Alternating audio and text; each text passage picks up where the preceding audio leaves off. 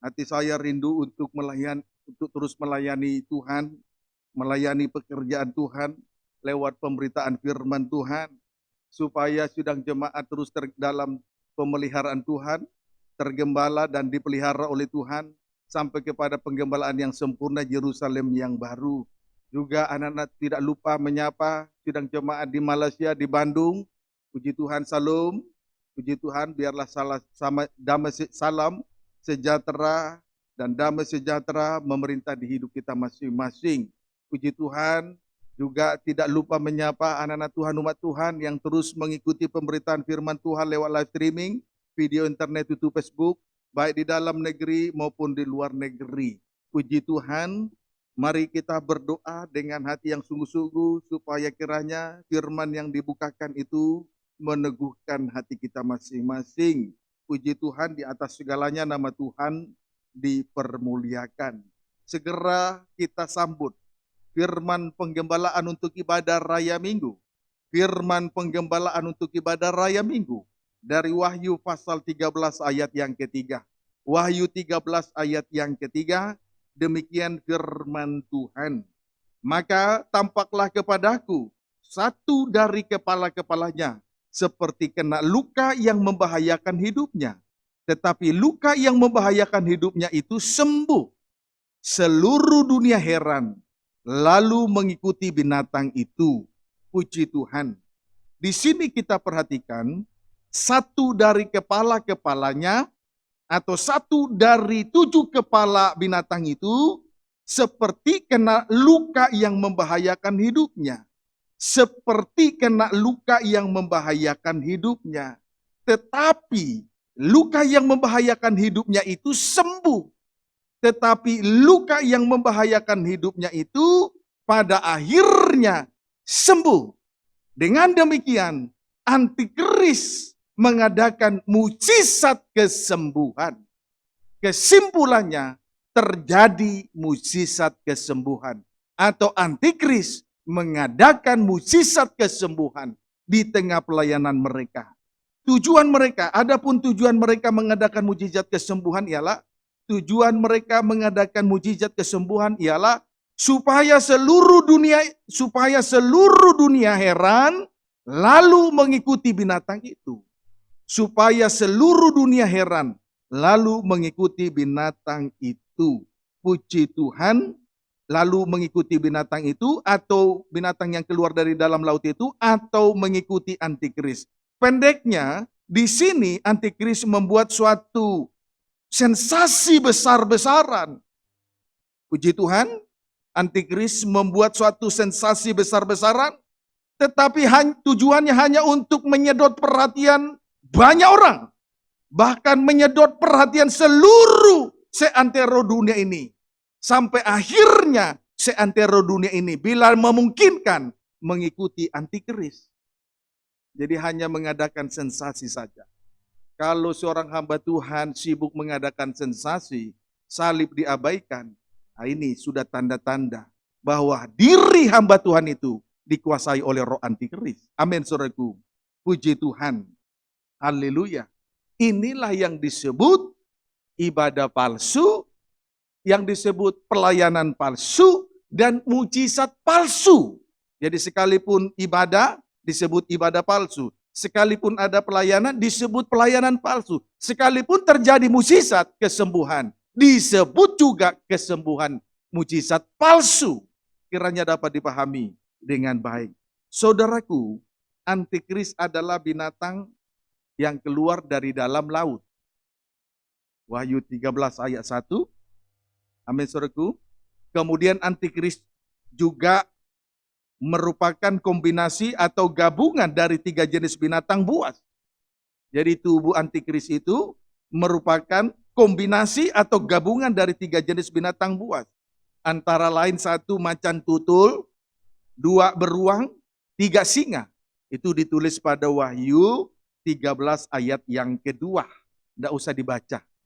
Puji Tuhan, kita akan melihat lebih jauh lagi tentang antikris di dalam kombinasi atau 3 jenis binatang buas. Kita lihat di dalam Mazmur pasal yang ke-10. Mazmur pasal yang ke-10. Puji Tuhan, ini untuk kesekian kali telah disampaikan, baik juga kebaktian Natal Persekutuan Pengajaran Pembangunan Tabernakel, 2 sesi 28-29 yang diikuti banyak hamba Tuhan lewat Google Show maupun juga lewat live streaming, diikuti hamba Tuhan di tanah air ini lewat Google Show. Puji Tuhan. Namun sekalipun sudah disampaikan, saya berharap kita tetap mengikuti dengan rendah hati, tidak perlu gelisah. Amin, saudaraku. Puji Tuhan. Kita kembali memperhatikan Mazmur pasal 10, ayat yang ke-8 sampai dengan 8b, secara khusus 8b, sampai dengan ayat yang ke-10. Puji Tuhan, kita rindukan seorang pembaca firman Tuhan ya. Sebab itu sungguh-sungguh tekun beribadah 3 macam supaya layak untuk menjadi imam-imam. Yang masuk dalam kerajaan surga hanya imam. Tidak imam tidak masuk surga. Kiranya dapat dipahami dengan baik. Puji Tuhan, kiranya dapat dipahami. Baik, kita akan melihat antikris dengan 3 jenis binatang, kombinasi dari 3 jenis binatang buas, macan tutul, singa dan beruang. Puji Tuhan, atau macan tutul, beruang dan singa. Mazmur pasal 10 ayat 8 bagian B sampai dengan ayat yang ke-10. Demikian firman Tuhan. Matanya mengintip orang yang lemah, ia mengendap di tempat yang tersembunyi. Kemudian seperti singa di dalam semak-semak, ia mengendap untuk menangkap orang yang tertindas. Ia menangkap orang yang tertindas itu dengan menariknya ke dalam jaringnya. Ayat 10, ia membungkuk dan meniarap. Lalu orang-orang lemah jatuh ke dalam cakarnya yang kuat. Puji Tuhan. Haleluya. Intinya, kesimpulan dari apa yang kita baca ini, antikris adalah gabungan dari 3 jenis binatang. Kombinasi atau gabungan dari 3 jenis binatang. Adapun pekerjaan dari 3 jenis binatang tersebut, kita lihat dulu, 1 macan tutul. Puji Tuhan, pekerjaannya tadi pada ayat 8, pekerjaannya ada pada ayat 8.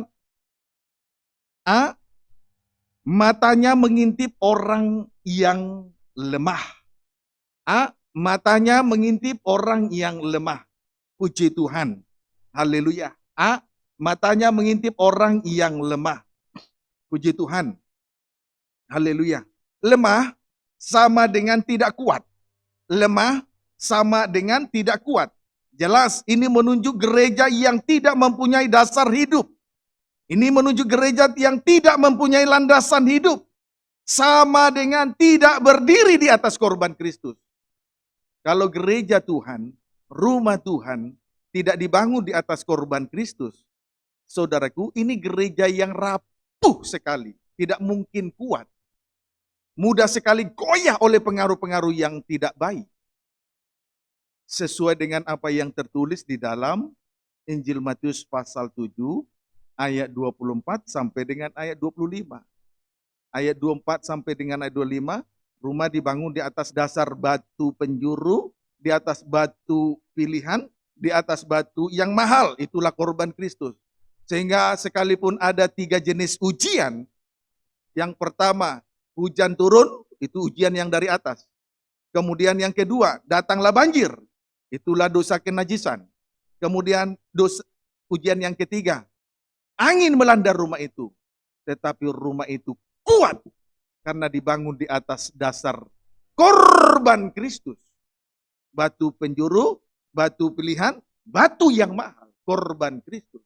Sebaliknya pada ayat 26, rumah, kehidupan yang dibangun di atas dasar pasir, kehidupan yang dibangun di atas dasar keinginan daging, ia tidak akan mampu menghadapi 3 jenis ujian tersebut. Saat ujian itu datang, dia rubuh, hancur berkeping-keping. Inilah yang menjadi sasaran daripada antikris lewat macan tutul. Kiranya dapat dipahami dengan baik. Kemudian pekerjaan yang kedua, B, ia mengendap. B, ia mengendap di tempat yang tersembunyi. B, ia mengendap di tempat yang tersembunyi. Puji Tuhan. Saudaraku, kalau seorang hamba Tuhan atau kalau seorang gembala sidang terlihat lemah lembut dan rendah hati karena ada maksud yang tersembunyi, itu sama dengan macan tutul. Lemah lembut, rendah hati, tapi karena ada maksud yang tersembunyi, itu adalah hamba Tuhan yang digambarkan dengan macan tutul. Mengapa dia lemah lembut? Mengapa dia lemah lembut dan rendah hati? Karena ada maksud yang tersembunyi. Coba kita lihat pada ayat sebelumnya, jelas sekali. Mazmur 10 ayat yang ketiga. Lihat. Karena orang fasik memuji keinginan hatinya. Apa keinginan hatinya? Dan orang yang loba mengutuki dan menista Tuhan. Puji Tuhan. Jadi sudah jelas sekali, antikris itu loba. Ada maksud yang tersembunyi, yaitu cinta akan uang. Ada loba, berarti ada maksud yang tersembunyi di tengah ibadah dan pelayanannya. Berarti cinta akan uang. Loba. Amin, saudaraku. Kiranya dapat dipahami dengan baik. Itu loh, saudara. Itu loh. Nah ini yang memahami pergerakan dari antikris semacam ini, memahami hamba Tuhan, di mana hamba Tuhan itu sudah dikuasai oleh roh antikris, hanya firman Tuhan yang memahami. Mata jasmani manusia tidak dapat mengerti, tidak dapat melihat. Hanya mata Tuhan yang dapat melihat. Kiranya dapat dipahami dengan baik. Jadi kalau Tuhan menyatakan perkara ini kepada kita, berarti Tuhan mau menaruh matanya di hati kita, sehingga kita bisa melihat segala pergerakan daripada antikris itu. Amin, saudaraku. Kiranya dapat dipahami dengan baik. Itu antikris dalam 3 jenis binatang. Yang pertama macan tutul, pekerjaannya kita sudah lihat, A, matanya mengintip orang yang lemah, B, ia mengendap di tempat yang tersembunyi. Sekarang kita akan melihat binatang yang kedua, singa. Binatang yang kedua adalah singa. Pekerjaannya, singa, pekerjaannya. Itu terlihat pada ayat yang ke-9. Seperti singa di dalam semak-semak. Jadi pekerjaannya A, berada di dalam semak-semak. A, berada di dalam semak-semak. Menunjukkan bahwa antikris memiliki pasukan elit. Antikris memiliki pasukan khusus atau tentara yang terlatih. Tentara yang terlatih. Sama seperti tentara di medan perang, ia akan menutupi dirinya dengan semak-semak. Ia akan menutupi dirinya dengan dedaunan-dedaunan. Supaya keberadaannya tidak nampak oleh musuh. Tidak nampak oleh mangsanya. Seperti itu lagi lihat daripada antikris. Sudah ada, tetapi tidak dapat dilihat oleh mata manusia. Kiranya dapat dipahami. Sehingga keberadaannya tidak dapat dilihat oleh mata manusia, saudara. Amin. Puji Tuhan. Amin. Puji Tuhan. 2 Tesalonika 2 ayat 3-4. 2 Tesalonika 2 diikuti ya. Puji Tuhan. 2 Tesalonika 2 ayat 3 sampai dengan ayat 4. Demikian firman Tuhan. Janganlah kamu memberi dirimu disesatkan orang dengan cara yang bagaimanapun juga. Amin. Sebab sebelum hari itu haruslah datang dahulu murtad. Dan haruslah dinyatakan dahulu manusia durhaka yang harus binasa. Ayat yang keempat, yaitu lawan yang meninggikan diri di atas segala yang disebut atau yang disembah sebagai Allah. Bahkan ia duduk di bait Allah di rumah Tuhan dan mau menyatakan dirinya sebagai Allah. Haleluya. Puji Tuhan. Saudaraku, intinya dari apa yang kita baca pada ayat 3-4, sebelum Tuhan datang kembali ke dalam dunia ini untuk yang kedua kalinya, terlebih dahulu tampilnya antikris. Tampilnya antikris. Di ayat yang ketiga dikatakan, haruslah datang dahulu murtad. Mengundurkan diri tidak kuat dengan pikul salib. Kemudian haruslah dinyatakan dahulu manusia durhaka yang harus binasa. Itulah pemberontak. Jadi jelas orang yang mendurhaka dan memberontak itu antikris. Jadi sebelum Tuhan datang kembali untuk yang kedua kalinya ke bumi ini, terlebih dahulu tampilnya antikris. Kemudian pada ayat yang kelima, tidakkah kamu ingat bahwa hal itu telah saja seorang gembala sidang, seorang hamba Tuhan, tidak boleh bosan untuk menyampaikan tentang, tidak boleh bosan menyampaikan perihal atau geliat daripada antikris. Sekarang ini banyak hamba Tuhan menganggap enteng dengan hadirnya antikris. Satu kali, saya kira bukan suatu kebetulan. Saya ambil HP anak saya, lalu saya buka Facebook saya, Daniel Usitohang. Di situ saya lihat bagaimana hamba Tuhan menganggap enteng dengan hadirnya antikris. Itu kebodohan, itu adalah suatu sikap yang teledor menurut saya. Itu adalah kekeliruan dari seorang hamba Tuhan. Seharusnya seorang hamba Tuhan tidak boleh henti-hentinya, tidak boleh bosan di dalam hal menyampaikan geliat daripada antikris. Jangan sibuk hanya bicara soal berkat. Seandainya kita cari dahulu kerajaan surga, semuanya ditambahkan kok. Tapi yang pasti geliat dari antikris ini harus dijelaskan, harus dijabarkan oleh seorang pemimpin sidang jemaat, oleh seorang hamba Tuhan, oleh seorang gembala sidang yang dipercayakan tanggung jawab di atas pundaknya untuk keselamatan jiwa-jiwa. Kiranya dapat dipahami dengan baik. Amin, saudaraku.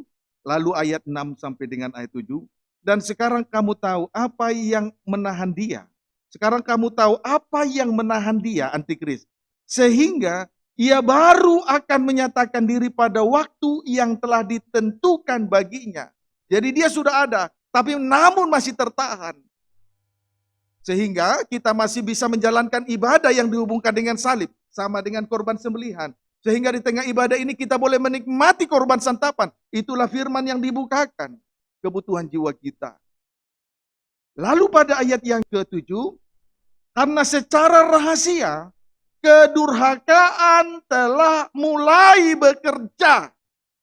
Secara rahasia kedurhakaan telah mulai bekerja.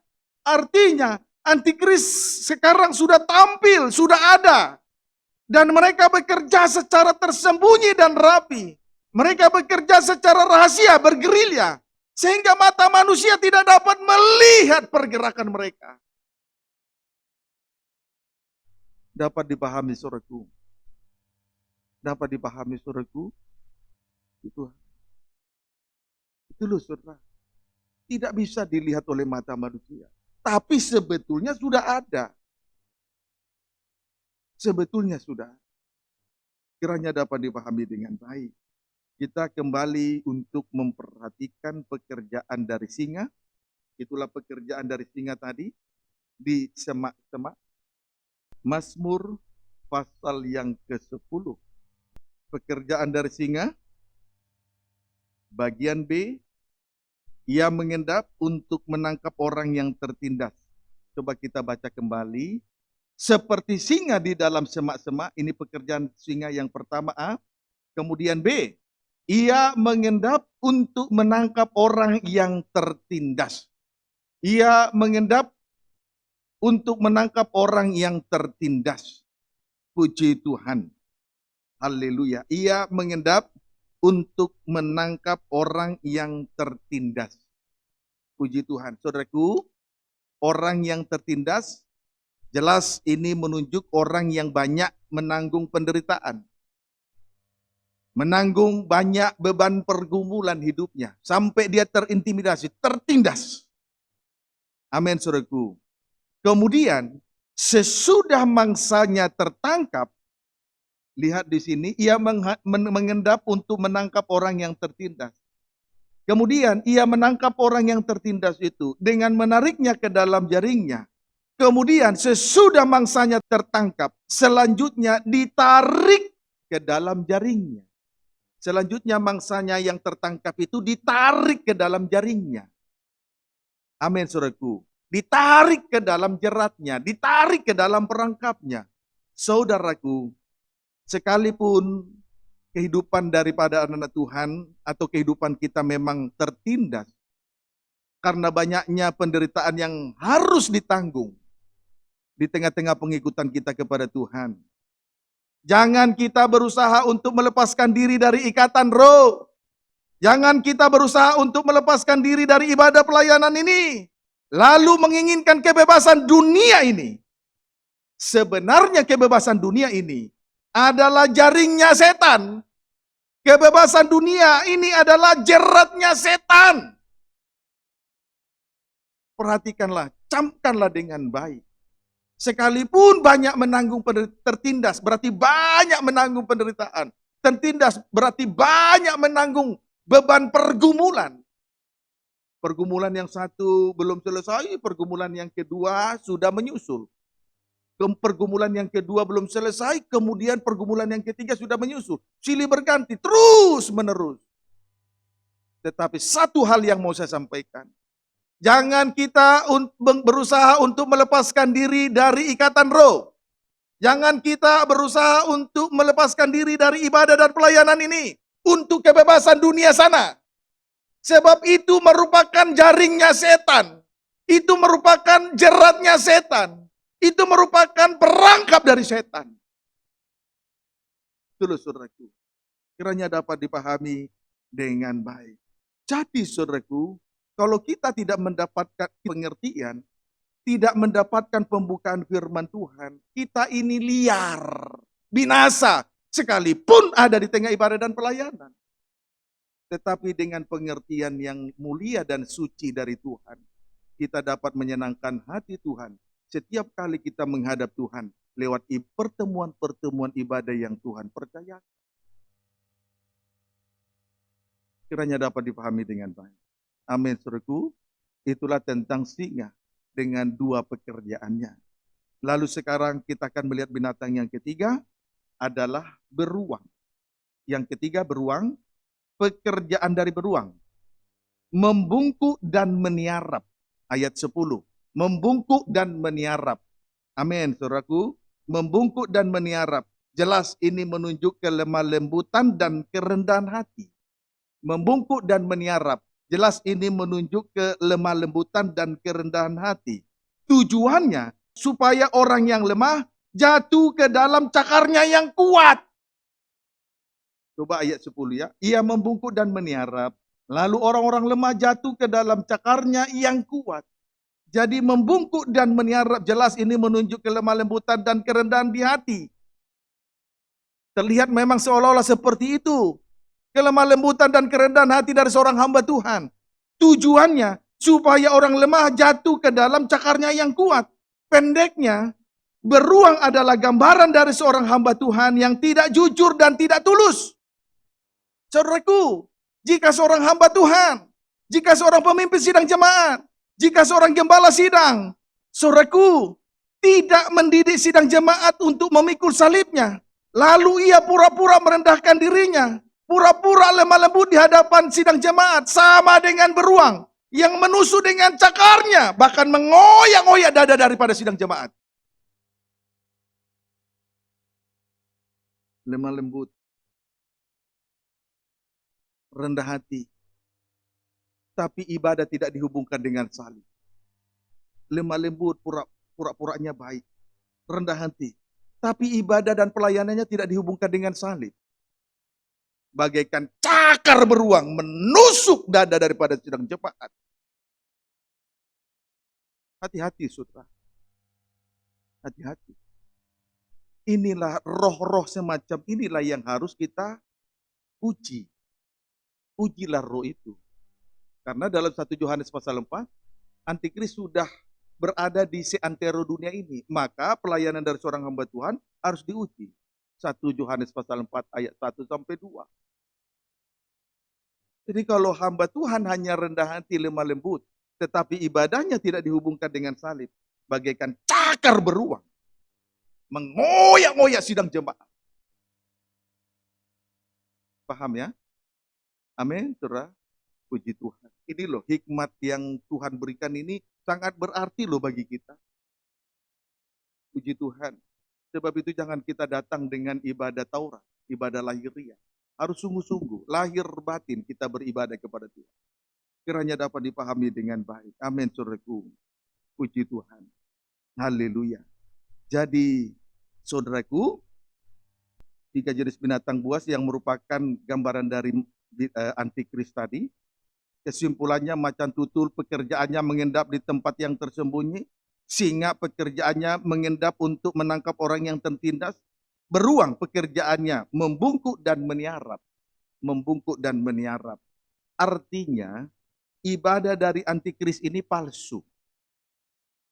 Kemudian pelayanan dari antikris ini palsu.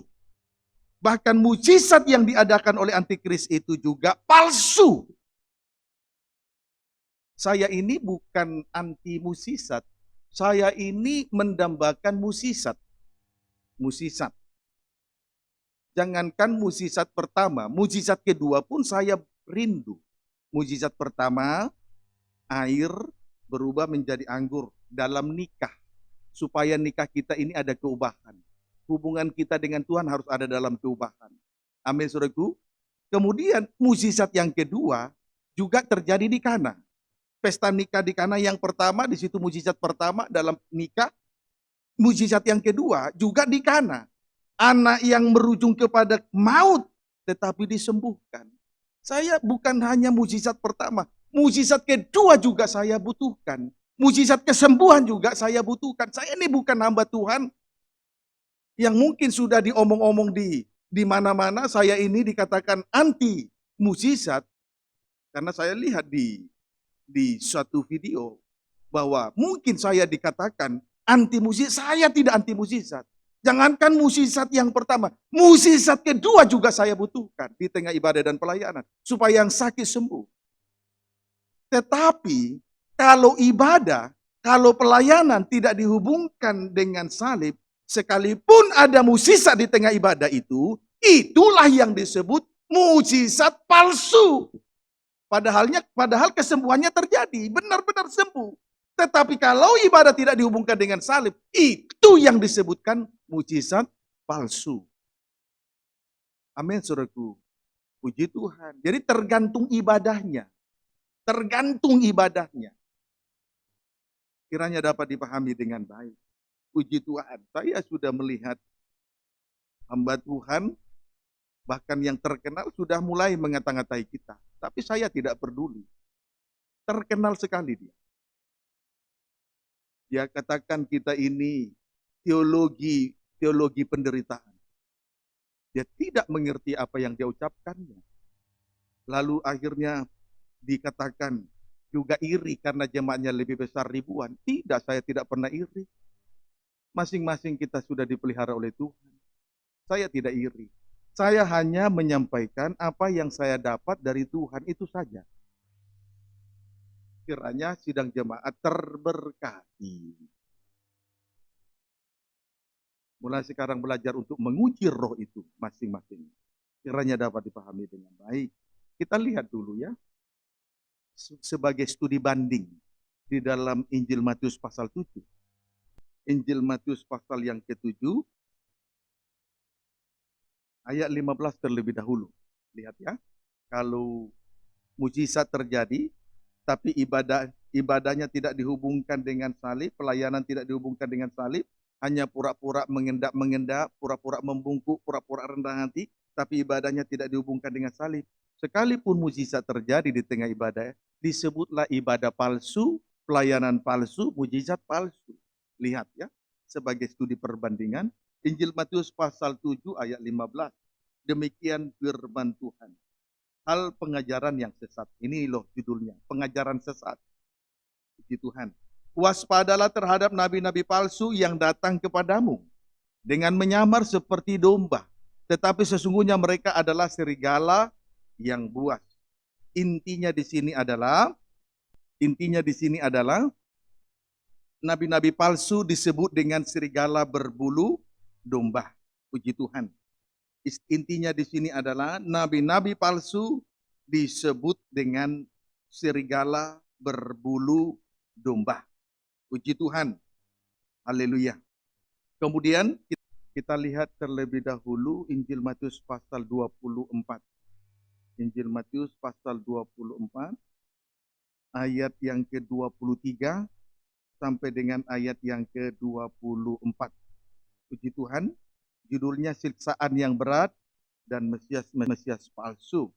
Puji Tuhan, lihat sebelum saya baca 23 sampai 24 supaya kita mengetahui situasi yang ada pada saat itu. Ayat 23-24, kita lihat ayat 15. Jadi apabila kamu melihat pembinasa keji antikris berdiri di tempat kudus, menurut firman yang disampaikan oleh Nabi Daniel, para pembaca hendaklah memperhatikannya. Ini antikris. Ayat 23-24. Pada waktu itu, jika orang berkata kepada kamu, lihat, Mesias ada di sini, atau Mesias ada di sana, jangan kamu percaya. Ayat 24. Sebab Mesias palsu dan nabi-nabi palsu akan muncul, dan mereka akan mengadakan tanda-tanda yang dahsyat dan musisat-musisat, sehingga sekiranya mungkin mereka menyesatkan orang-orang pilihan juga. Jadi saudaraku, kalau kita melihat di sini, kemunculan daripada antikris, Mesias palsu, nabi-nabi palsu, guru-guru palsu, saudaraku, itulah dan antikris adalah untuk menyesatkan banyak orang. Bahkan sekiranya mungkin mereka akan menyesatkan orang-orang pilihan juga. Orang-orang yang diurapi bagaikan bintang-bintang di langit. Puji Tuhan. Haleluya. Jadi bukan hanya sidang jemaat, bukan hanya orang banyak. Sekiranya mungkin bintang-bintang di langit juga akan dijatuhkan, disesatkan oleh hadirnya antikris tersebut. Kiranya dapat dipahami dengan baik. Lalu pada ayat 25, camkanlah, aku sudah mengatakannya terlebih dahulu kepadamu. Jadi sebagaimana tadi Rasul Paulus kepada sidang jemaat di Tesalonika, tidak jemu-jemu, tidak jenuh-jenuh, tidak bosan-bosannya terus menjelaskan tentang tampilnya antikris dengan segala geliatnya, dengan segala lika-likunya, dengan segala tabiat-tabiat mereka. Dijelaskan. Sehingga apabila nanti antikris tampil bagaikan binatang buas, berkuasa di rumah Tuhan, jangan heran lagi. Tuhan sudah mengajarkan itu kepada kita. Sidang jemaat GPT Betania, baik juga sidang jemaat yang ada di Malaysia, di Bandung, baik juga anak Tuhan yang terus mengikuti pemberitaan firman Tuhan lewat live streaming, video internet, YouTube, Facebook, baik dalam negeri, di luar negeri, dimanapun Anda berada. Kiranya dapat dipahami dengan baik. Amin, saudaraku. Puji Tuhan. Lalu pada ayat 26, jadi apabila orang berkata kepadamu, lihat, ia ada di padang gurun, janganlah kamu pergi ke situ. Atau ada lagi yang berkata, lihat, ia ada di dalam bilik, jangan kamu percaya. Haleluya. Saudaraku, dengan jelas di sini kita melihat ciri-ciri tampilnya antikris. Saudaraku, atau Mesias atau guru-guru palsu adalah munculnya banyak kelompok-kelompok. Ada yang mengatakan, lihat, Mesias ada di padang gurun. Di situ ada kelompok. Lihat, Mesias ada di dalam bilik. Di situ ada kelompok lagi. Puji Tuhan. Haleluya. Itu loh ciri-ciri tampilnya nanti antikris. Banyak kelompok-kelompok. Kelompok padang gurun, kelompok bilik. Ada kelompok padang gurun, ada kelompok bilik. Kiranya dapat dipahami dengan baik. Amin, saudaraku. Puji Tuhan. Haleluya. Tapi yang sebenarnya adalah ayat 27 sampai 28. Sebab sama seperti kilat memancar dari sebelah timur dan melontarkan cahayanya sampai ke barat. Berarti terjadinya pembangunan tubuh Kristus. Pembangunan tubuh Kristus lewat pengajaran mempelai dalam terangnya tabernakel. Kalau sempat menunjukkan tabernakel timur sampai barat.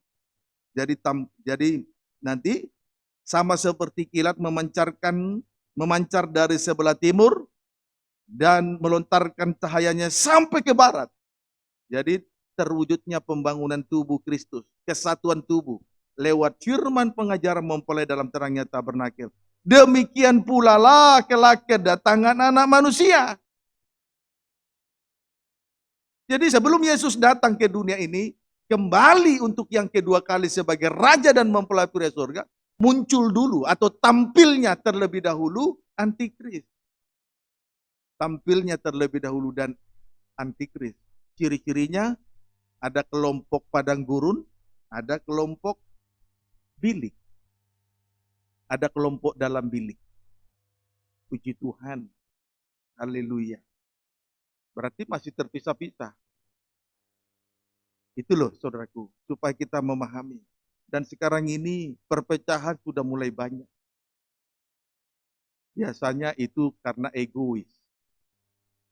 Kalau Rasul Paulus menuliskannya di dalam 1 Korintus 1, 1 Korintus 1 pasal 1 dan pasal 3, itu karena berpikir manusia duniawi. Berarti egois.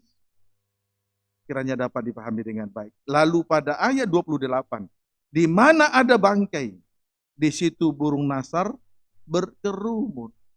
Jadi yang benar adalah di mana ada bangkai, di situ burung nasar berkerumun. Jadi kesatuan tubuh itu terlihat kalau kita sudah merindukan bangkai. Itulah kematian Yesus Kristus. Kalau hanya sibuk berbicara soal kelompok, sibuk soal bicara mukjizat, itu belum tanda Yesus datang. Itu baru tanda ciri dari munculnya antikris. Sebab itu kita patut bersyukur.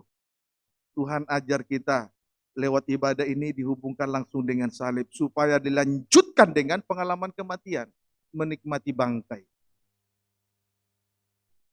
Di mana ada bangkai, disitulah burung nasar berkerumun. Mari kita nikmati salib yang dilanjutkan dengan pengalaman kematian. Bangkai. Kiranya dapat dipahami dengan baik. Ya, amin saudaraku. Puji Tuhan. Haleluya. Nah, sekarang kita akan kembali melihat 2 Tesalonika 2 ayat 9 sampai 10. 2 Tesalonika pasal 2 ayat yang ke-9 sampai dengan ayat 10. Demikian firman Tuhan. Ayat 9 sampai 10, tapi saya baca ayat 8 mulai. Pada waktu itulah si pendurhaka baru akan menyatakan dirinya. Tetapi Tuhan Yesus akan membunuhnya dengan napas mulutnya dan akan memusnahkannya kalau ia datang kembali. Untuk yang kedua kali. Ayat 9 sampai 10. Kedatangan si pendurhaka itu adalah pekerjaan iblis. Dan akan disertai rupa-rupa perbuatan ajaib. Tanda-tanda. Disertai dengan tanda-tanda heran. Disertai dengan mukjizat-mukjizat palsu. Ayat 10. Dengan rupa-rupa tipu daya jahat. Terhadap orang-orang yang harus binasa. Karena mereka tidak menerima dan tidak mengasihi kebenaran yang dapat menyelamatkan mereka. Puji Tuhan, lihat ya. Jadi tampilnya antikris atau si pendurhaka itu disertai dengan strip pertama, rupa-rupa perbuatan ajaib. Strip yang kedua, tanda-tanda disertai dengan tanda-tanda heran. Strip yang ketiga, disertai dengan mukjizat-mukjizat palsu. Mukjizat-mukjizat palsu. Dan dengan rupa-rupa tipu daya jahat. Dan dengan rupa-rupa tipu daya jahat. Puji Tuhan. Pertanyaannya, mengapa mukjizat yang diadakan antikris disebut dengan mukjizat palsu? Pertanyaannya, mengapa mukjizat yang diadakan antikris tadi disebut dengan mukjizat palsu? Mari kita lihat perbandingan pelajaran yang tadi kita baca tidak jadi. Injil Matius pasal 7. Injil Matius pasal yang ke-7 ayat yang ke-15. Matius 7 ayat yang ke-15. Lihat ya. Waspadalah terhadap nabi-nabi palsu yang datang kepadamu dengan menyamar seperti domba, tetapi sesungguhnya mereka adalah serigala yang buas. Puji Tuhan.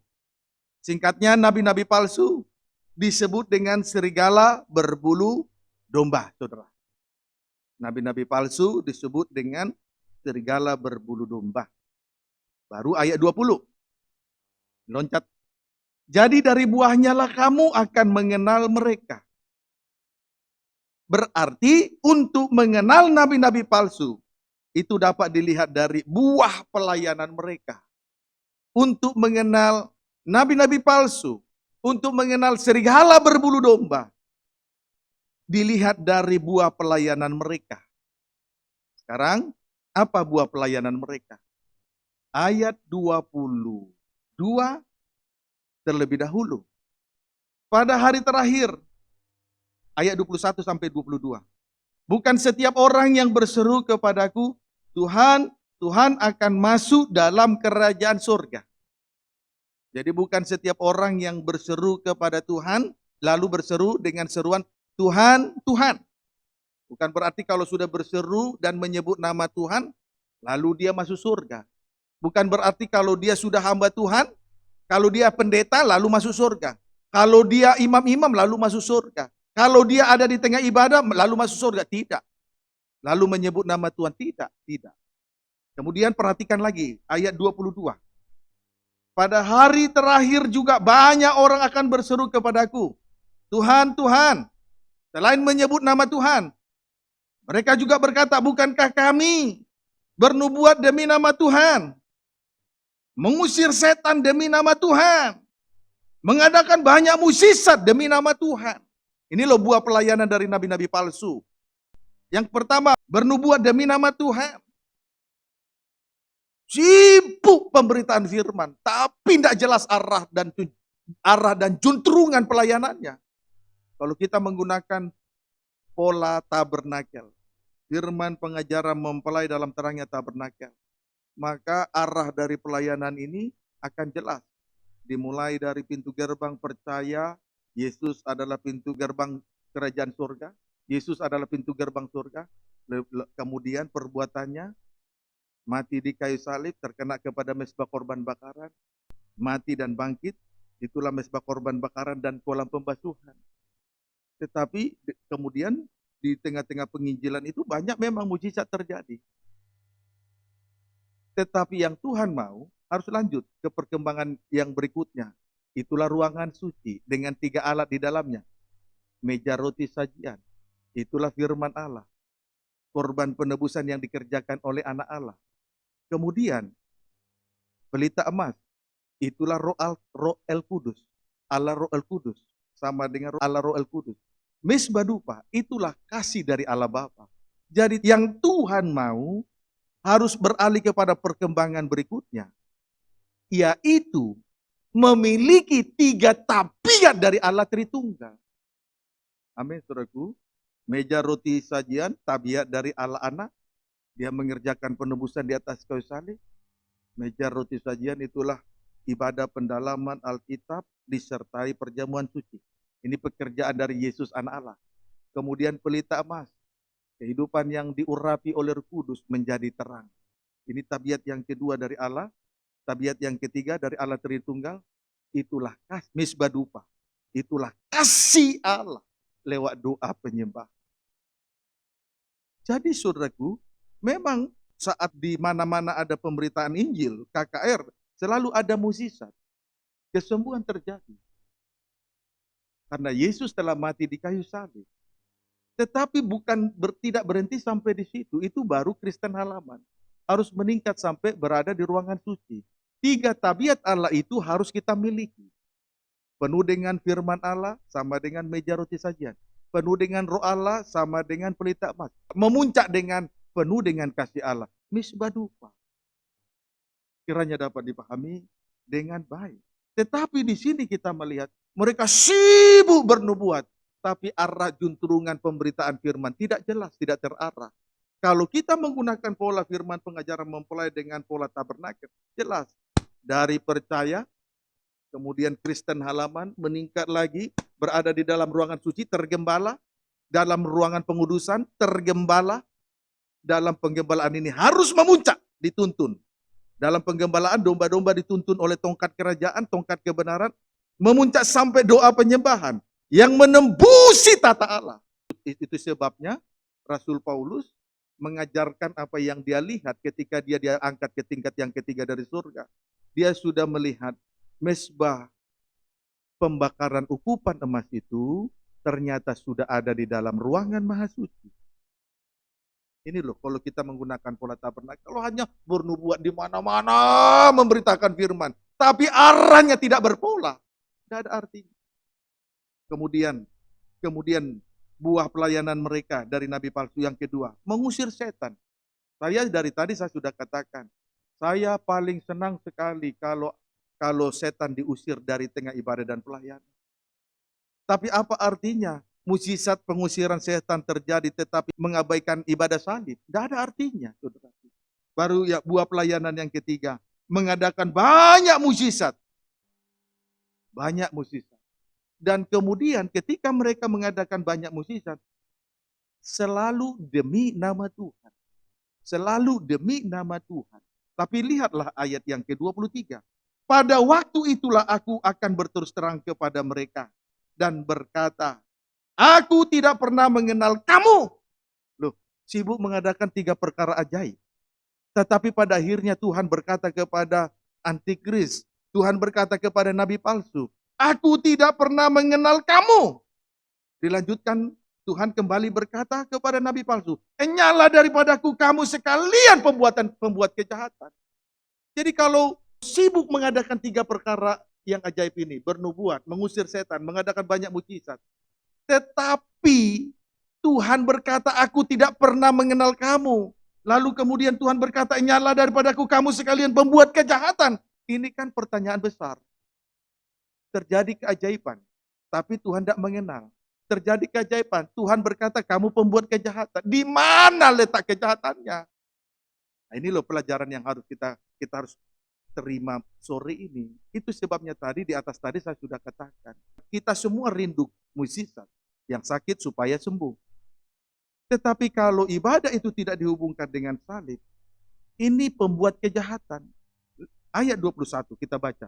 Bukan setiap orang yang berseru kepada Tuhan, lalu menyebut nama Tuhan, Tuhan, akan masuk ke dalam kerajaan surga. Melainkan dia yang melakukan kehendak Allah di surga.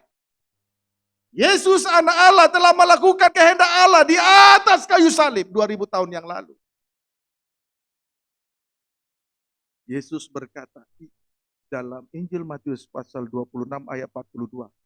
Ya Bapa, cawan ini tidak mungkin berlalu. Coba kita lihat Injil Matius pasal yang ke-26 ayat 42. Demikian firman Tuhan. Lalu ia pergi untuk kedua kalinya dan berdoa.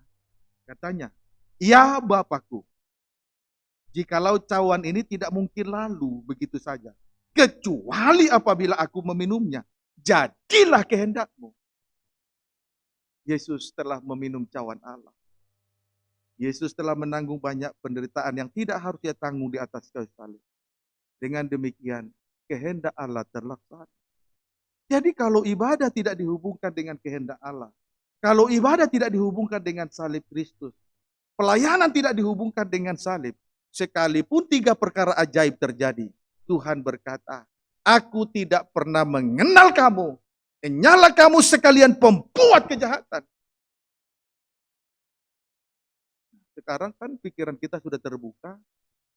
Sebab itu, kalau pikiran kita sudah terbuka oleh pengertian yang mulia ini, jangan lagi bersedih atau ciut hatinya, mengecil hatinya, melihat apabila dari setiap kali ada KKR terjadi mujizat kesembuhan, tidak usah kecil hati.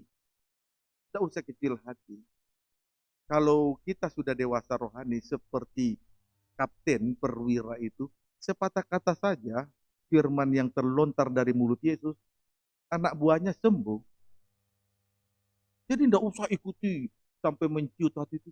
sampai kita tidak rasa air liur keluar dari mulut ini menganga-menganga karena hamba Tuhan sibuk mengadakan kesembuhan. Tidak usah sampai begitu. Kalau kita dewasa, cukup sepatah kata, sembuh. Luka hati, sembuh. Kebencian, sembuh. Jangankan yang lumpuh berjalan, luka hati aja sembuh. Kalau yang lumpuh berjalan, itu kan karunia Tuhan. Hamba Tuhan berdoa sembuh-sembuh. Tapi kalau luka batin, itu jelas pekerjaan salib. Tidak bisa disembuhkan. Sembuh-sembuh, tidak bisa.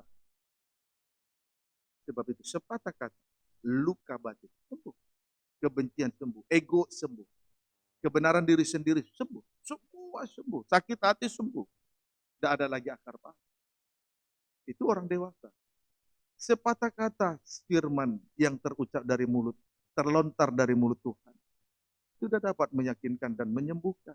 Ini loh perbedaan Kristen halaman dan Kristen di ruangan suci. Setiap kali kita datangkan hamba Tuhan, kenapa kita tidak mau segera dewasa dan menghargai pembukaan firman supaya sembuh? Paham saudaraku? Begitu. Kiranya dapat dipahami dengan baik. Itu loh saudara. Haleluya. Puji Tuhan. Jadi saudaraku, kembali saya membaca Injil Matius 7 ayat 21. Bukan setiap orang yang berseru kepada Tuhan lalu menyebut nama Tuhan, Tuhan. Kemudian pada ayat 22. Banyak orang akan berseru kepada Tuhan. Tuhan, Tuhan, bukankah kami bernubuat demi nama Tuhan? Mengusir setan demi nama Tuhan. Dan mengadakan banyak mukjizat demi nama Tuhan. Tapi Tuhan berkata, aku tidak mengenal kamu. Enyahlah daripada aku kamu sekalian pembuat kejahatan. Mengapa? Karena ibadah tidak dihubungkan dengan kehendak Allah. Pelayanan tidak dihubungkan dengan salib Kristus. Jadi sekalipun mukjizat terjadi kalau ibadah tidak dihubungkan dengan salib, pelayanan tidak dihubungkan dengan salib, mukjizat yang terjadi itulah yang disebut mukjizat palsu. Dapat dipahami saudara? Amin saudaraku. Puji Tuhan. Haleluya. Saya berharap kita semakin dewasa karena guncangan ini sudah jelas akan mengarah kepada antikris. Puji Tuhan. Tidak mungkin corona ini bisa berlalu begitu saja. Tidak. Sekalipun hanya dengan vaksin. Haleluya. Kiranya dapat dipahami dengan baik. Saya tidak tahu bagaimana ini nanti akhir daripada corona ini. Tetapi saya tidak peduli. Yang saya mau tahu adalah bagaimanalah supaya hidup rohani kita ini dituntun sampai berada pada puncak rohani kita. Doa penyembah. Itu saja tempat perlindungan kita. Tidak ada yang lain lagi. Kalau kita mau mengatasi gelagat dan geliat lika-liku antikris dengan kepandaian kita, dengan intelektual kita, tidak bisa, tidak bisa. Tidak bisa, sebab tidak bisa dilihat mata. Itu loh, supaya kita semakin hari semakin dewasa. Di dalam hal mengikuti Tuhan. Jangan kita datang beribadah, hanya ibadah lahiriah. Kiranya dapat dipahami dengan baik. Amin, saudaraku. Puji Tuhan. Nah, siapa yang menjadi, tulis saja. Selanjutnya, siapa yang menjadi target atau sasaran dari antikris? Siapa yang menjadi target? Siapa yang menjadi sasaran dari antikris?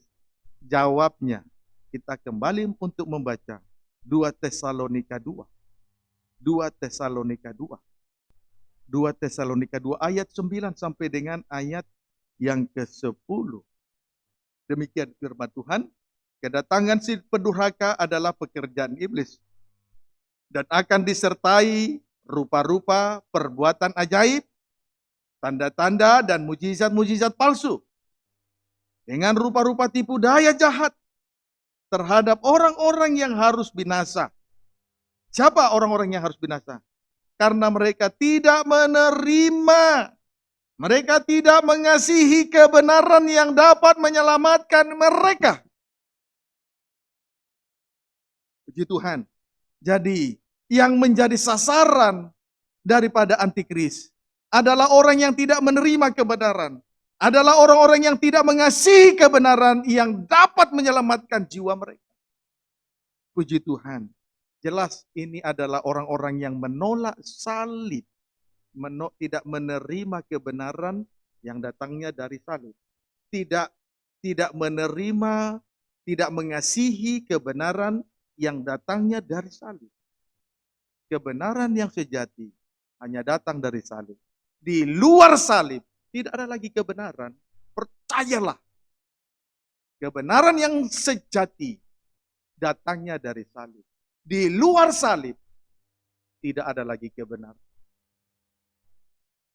Di Tuhan. Haleluya.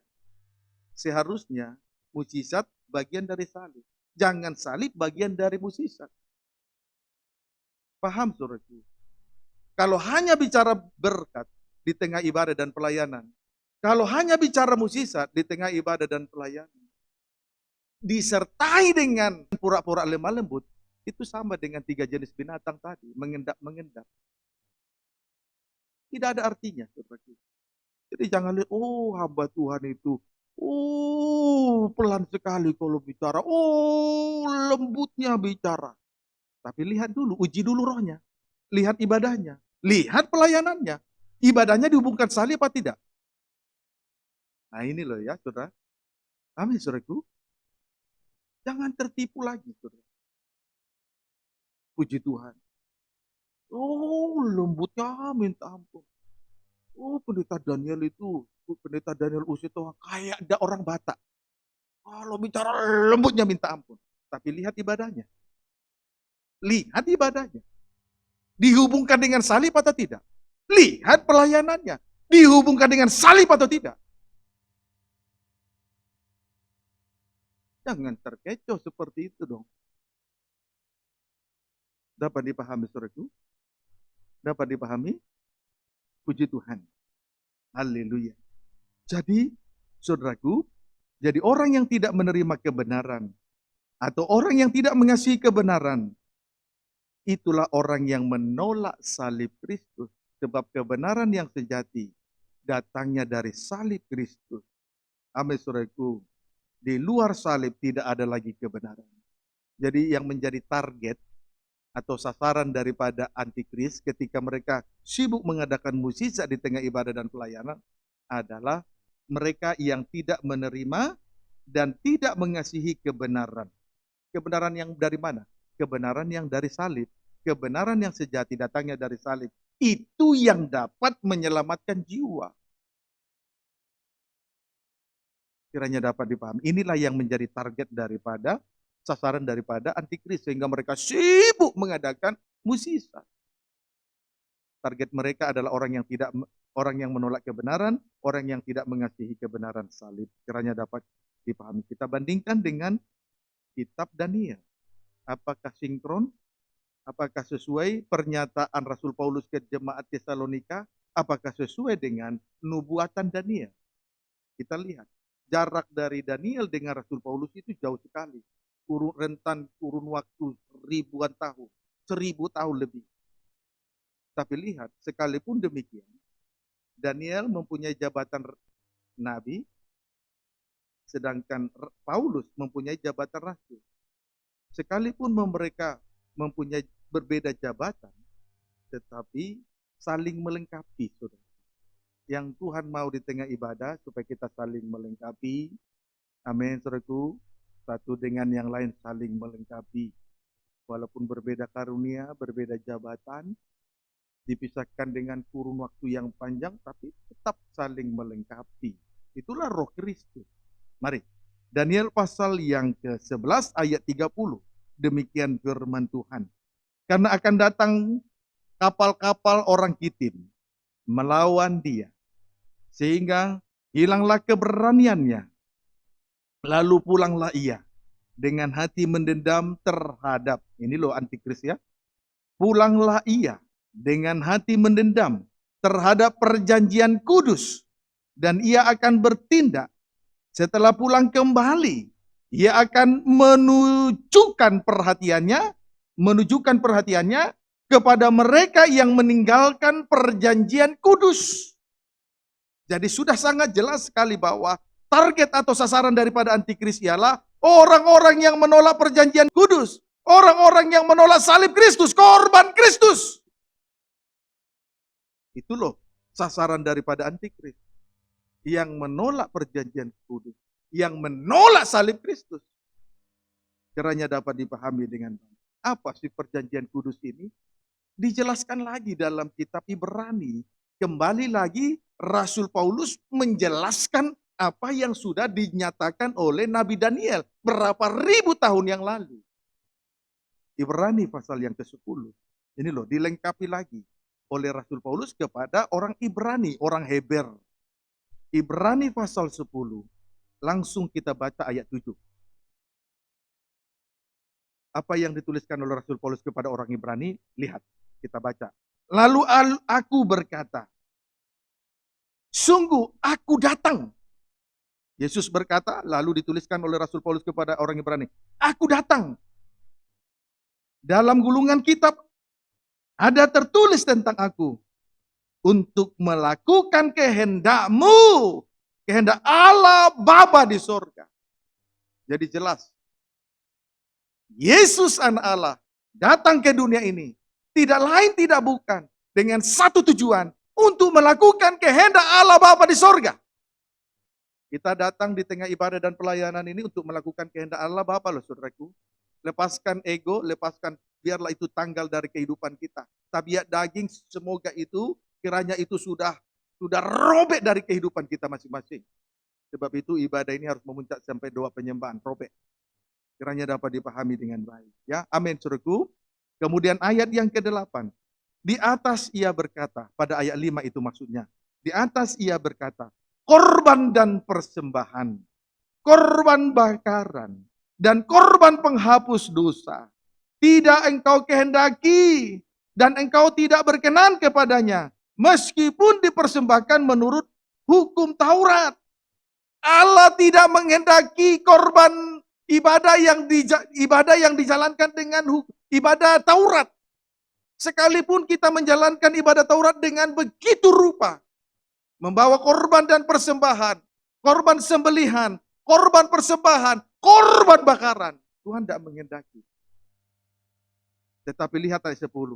Dan karena kehendaknya ini, ayat 9, ayat 8 tadi, meskipun dipersembahkan menurut hukum Taurat, begitu rupa. Tata ibadahnya secara lahiriah begitu rupa dengan hikmat. Ketika memimpin pujian dengan seruan yang luar biasa. Tapi begitu pemberitaan firman, ke pinggir-pinggir. Yang mendengarkan firman justru sidang jemaat kan lucu. Itu kan ibadah Taurat. Hikmat sekali terlihat. Ditambah lagi dengan alat musik yang modern. Kalau yang lama disebut kuno. Ditambah lagi tamborin-tamborin dengan baju yang V di belakang. Transparan. Karena kalau tidak transparan nanti kuno. Kiranya dapat dipahami dengan baik. Amin saudaraku. Amin saudaraku. Puji Tuhan. Ini Tuhan tidak menghendaki ibadah Taurat. Sekalipun dijalankan dengan hikmat. Ayat 9. Dan kemudian katanya, sungguh aku datang untuk melakukan kehendak-Mu. Yesus datang ke dunia ini untuk melakukan kehendak Allah Bapa. Dia meminum cawan Allah. Melakukan kehendak Allah Bapa. Dia meminum cawan Allah. Dia menanggung penderitaan yang tidak harus ia tanggung di kayu salib. Kan yang berbuat dosa kan manusia. Tetapi yang menanggung penderitaan Yesus di kayu salib. Minum cawan Allah. Menanggung penderitaan yang tidak harus ia tanggung di atas kayu salib. Melakukan kehendak Allah Bapa. Untuk apa? Yang pertama ia hapuskan. Supaya menegakkan yang kedua. Perjanjian kudus. Perjanjian yang pertama dihapuskan. Untuk menegakkan yang perjanjian yang kedua. Yesus telah menggenapkan perjanjian yang pertama di atas kayu salib. Itulah perjanjian kudus. Jadi, kalau kita menolak perjanjian kudus, kalau kita berlaku fasik terhadap perjanjian kudus, berlaku fasik terhadap kehendak Allah, berlaku fasik terhadap salib Kristus, inilah yang menjadi target daripada antikris. Inilah yang menjadi sasaran daripada antikris. Ini loh saudaraku, supaya terbuka pikiran ini. Amin saudaraku. Saudara harus bersyukur, berterima kasih kepada Tuhan. Saya mengatakan ini betul, harus berterima kasih. Tuhan berkemurahan kepada siapa ya berkemurahan. Bisa saja Tuhan tutup, tidak terjadi pembukaan firman sore ini. Tapi ingat, Tuhan menaruh belas kasih. Kepada siapa ia menaruh belas kasih. Ingat itu. Ya, amin saudaraku. Untuk perkara yang lahiriah, tidak usah kecil hati, tidak usah. Sampai menciut, tidak usah. Ingat, yang menjadi target daripada antikris, yang menjadi sasaran antikris sehingga mereka sibuk mengadakan mukjizat, orang yang berlaku fasik terhadap perjanjian kudus. Tidak menghargai kebenaran, tidak mengasihi kebenaran yang datangnya dari salib. Berlaku fasik terhadap perjanjian kudus. Kiranya dapat dipahami dengan baik. Amin, saudaraku. Puji Tuhan. Lihat ayat 1 ya. Di dalam hukum Taurat hanya terdapat bayangan saja dari keselamatan yang akan datang. Dan bukan hakikat dari keselamatan itu sendiri. Ibadat Taurat itu hanya bayangan dari keselamatan, bukan hakikat dari keselamatan. Ibadat Taurat itu apa? Mulut memuji Tuhan dengan luar biasa. Tapi hatinya jauh dari firman yang disampaikan. Sama dengan tubuh jasmaninya dipersembahkan kepada Tuhan, tapi manusia batinnya, manusia dalam tidak dipersembahkan kepada Tuhan. Itu adalah ibadah Taurat. Biar menjalankan ibadah secara hikmat, tidak ada artinya. Sama dengan berlaku fasik terhadap salib. Ini loh yang menjadi sasaran daripada antikris. Baru bagian B, ayat 1. Karena itu dengan korban yang sama, yang setiap tahun terus-menerus dipersembahkan, hukum Taurat tidak mungkin menyempurnakan mereka yang datang mengambil bagian di dalam. Sekalipun binatang itu dipersembahkan untuk menghapus dosa, tidak mungkin bisa menghapus dosa. Yang dapat menghapus dosa kita adalah kebenaran yang sejati. Itulah salib di Golgota. Itulah perjanjian kudus yang harus ditegakkan karena sudah menggenapkan perjanjian yang pertama, hukum Taurat, ibadah Taurat. Amin saudaraku. Amin saudaraku. Puji Tuhan. Perhatikanlah sidang jemaat yang sedang mengikuti pemberitaan firman di rumah-rumah masing-masing, kediaman masing-masing, Serang Cilegon maupun di Bandung di Malaysia, maupun anak-anak Tuhan yang terus mengikuti pemberitaan firman lewat live streaming. Perhatikan dengan baik-baik. Jangan diabaikan. Puji Tuhan. Haleluya. Kemudian ayat yang ke-10, Ibrani 10 ayat 10. Dan karena kehendaknya inilah kita telah dikuduskan satu kali untuk selama-lamanya oleh persembahan tubuh Yesus Kristus. Hanya dengan korban Kristus kita diselamatkan. Bukan dengan barang fana. Bukan dengan perak, bukan dengan emas, bukan dengan harta, kekayaan, bukan dengan uang yang banyak. Tetapi dengan darah Yesus, darah salib Kristus. Itulah perjanjian kudus, perjanjian yang kedua yang harus kita tegakkan. Jangan berlaku fasik terhadap perjanjian kudus, perjanjian yang kedua. Amin saudaraku, supaya kita jangan dilibas oleh antikris.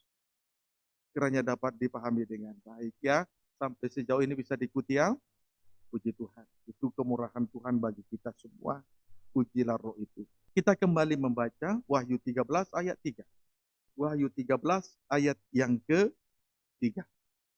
Demikian firman Tuhan. Maka tampaklah kepadaku satu dari kepala-kepalanya, atau satu dari 7 kepala binatang antikris itu, seperti kena luka yang membahayakan hidupnya. Tetapi luka yang membahayakan hidupnya itu sembuh. Berarti antikris mengadakan mujizat kesembuhan. Kemudian seluruh dunia heran, lalu mengikuti binatang itu. Jadi saudara, sudah jelas antikris mengadakan sensasi besar-besaran dengan satu tujuan, supaya seluruh dunia heran, supaya banyak orang menjadi heran, bahkan seantero dunia. lalu mengikuti mereka. Itu loh saudaraku. Puji Tuhan. Kalau kita hanya heran dengan mujizat, tidak heran kepada yang sepatutnya diherankan, kan sudah aneh. Yang heran membuat kita heran kan salib di Golgota. Kalau sembuh itu kan karunia ilahi lewat seorang hamba Tuhan. Yang membuat kita berubah kan salib. Biar didoakan tumpang tangan berapa kali, kalau tidak mau berubah ya tidak mau berubah. Ini loh saudaraku, supaya kita diluruskan mulai dari sekarang. Amin saudaraku. Lalu pada ayat keempat, lihat orang yang mengikuti binatang, setelah mengikuti binatang itu apalagi? Ayat yang keempat, dan mereka menyembah naga itu, karena ia memberikan kekuasaan kepada binatang itu. Di ayat yang kedua sudah dikatakan di sana, bahwa naga memberikan, setan memberikan tatanya, kekuatannya, tatanya, dan kekuasaannya kepada binatang yang pertama yang keluar dari dalam laut, itulah antikris. Dan mereka menyembah naga itu, menyembah setan. Mengapa? Karena ia memberikan kekuasaannya kepada antikristus. Lalu bagian B, mereka juga menyembah binatang itu, binatang yang pertama antikristus. Sambil berkata, siapakah yang sama seperti binatang ini? Dan siapakah yang dapat berperang melawan dia? Kalau perkataan mereka keluar dari mulut mereka seperti itu, menunjukkan bahwa mereka sudah keliru, bodoh. Lihatlah saudaraku, orang yang terheran-heran dengan mukjizat, tidak heran dengan salib, akhirnya menjadi pengikut antikris. Sesudah menjadi pengikut antikris, selanjutnya pengikutan itu dibawa kepada penyembahan. Demikian juga kita mengikuti Tuhan, selanjutnya dituntun oleh tongkat kerajaan, tongkat kebenaran sampai kepada penyembahan, kekekalan. Setan juga begitu. Dituntun setelah menjadi pengikut antikris, dituntun menjadi pengikut, setelah mengikut, dituntun sampai kepada penyembahan. Menyembah naga, itulah setan. Kemudian menyembah antikris. Menyembah antikris. Sesudah menyembah setan dan antikris, lalu mereka berkata, siapakah yang sama seperti binatang ini? Kemudian mereka kembali berkata, siapakah yang dapat berperang melawan dia? Ini kan ucapan yang terlontar dari mulut mereka, ini ucapan yang bodoh. Ucapan yang penuh dengan kekeliruan. Ucapan yang salah kaprah. Lupa, Tuhan adalah maha segalanya. Lupa, kalau Tuhan adalah pribadi sang kali. Tuhan adalah sang kali. Dialah penjunan. Kita ini dibentuk dari tanah liat. Lupa. Mengapa? Karena pengikut antikris sudah digiring sampai kepada penyembahan yang salah. Kalau penyembahannya salah, lupa Tuhan loh saudara. Kalau kita sibuk menyembah berhala, lupa Tuhan loh saudara. Kiranya dapat dipahami dengan baik. Berhala artinya segala sesuatu yang melebihi dari Tuhan. Bekerja, meninggalkan ibadah karena pekerjaan itu berhala. Menuntut ilmu setinggi langit, meninggalkan ibadah karena pendidikan, menuntut ilmu setinggi langit, itu berhala. Ingat, kalau orang sudah jatuh dalam penyembahan berhala, kalau penyembahannya sudah keliru, pasti hidupnya keliru. Itu sesuai dengan ucapan mereka yang menjadi pengikut antikris tadi. Puji Tuhan. Lihat ya, siapakah yang sama seperti binatang ini? Itu kan kekeliruan. Kemudian mereka berkata, siapakah yang dapat berperang melawan dia? Sudah semakin keliru. Lihat, itu juga pernah terjadi terhadap bangsa Israel. Keluaran pasal 32. Ayat 7, demikian firman Tuhan. Anak lembu emas tuangan. Patung emas. Berfirmanlah Tuhan kepada Musa, pergilah, turunlah, sebab bangsamu yang kau pimpin keluar dari tanah Mesir telah rusak lakunya. Singkatnya, bangsa Israel yang dipimpin oleh Musa keluar dari Mesir, dari perbudakan Firaun dan perbudakan Mesir, itu telah rusak lakunya. Rusak lakunya. Puji Tuhan, kenapa rusak lakunya? Kelakuannya rusak. Kenapa keliru hidupnya? Kenapa salah kaprah hidupnya? Ayat 8. Segera juga mereka menyimpang dari jalan yang kuperintahkan kepada mereka. Mereka telah membuat anak lembu emas tuangan. Dan kepadanya mereka sujud menyembah dan mempersembahkan korban. Sambil berkata, hai Israel, inilah Allahmu yang telah menuntun engkau keluar dari tanah Mesir. Sudah terjadi kekeliruan. Ketika bangsa Israel mendirikan patung anak lembu emas tuangan, lalu sujud menyembah kepada patung anak lembu emas tuangan, sampai mempersembahkan korban kepada patung anak lembu emas tuangan. Pada saat itulah terjadi kekeliruan. Pada saat mereka menyembah patung anak lembu emas tuangan, mereka berkata, hai Israel, inilah Allahmu yang telah menuntun engkau keluar dari tanah Mesir. Ini loh, kalau sudah jatuh dalam penyembahan yang salah. Hati-hati dengan berhala di akhir zaman ini. Pekerjaan, pendidikan, dan lain sebagainya. Gelar tinggi dan lain sebagainya. Harta kekayaan. Hati-hati. Kalau sudah menyembah berhala, pasti pikirannya keliru. Hidupnya salah kaprah. Banyak kekeliruan di dalam dirinya. Seolah-olah itu nomor satu. Melebihi dari Tuhan. Seolah-olah pendidikan yang tinggi nomor satu. Melebihi dari Tuhan. Seolah-olah pekerjaan nomor satu, melebihi dari Tuhan. Seolah-olah uang yang lebih nomor satu, melebihi dari Tuhan. Seolah-olah gelar tinggi nomor satu, melebihi dari Tuhan. Kan sudah salah kaprah tuh. Mereka lupa. Setelah tulah yang ke-10, pada waktu senja, bangsa Israel telah menyembelih anak lembu, menyembelih anak domba Paskah. Yesus sudah mati di kayu salib untuk membebaskan kita dari dosa dunia ini loh saudara. Tapi hanya karena berhala, orang bisa salah kaprah. Orang bisa keliru, jadi bodoh, tidak ketulungan.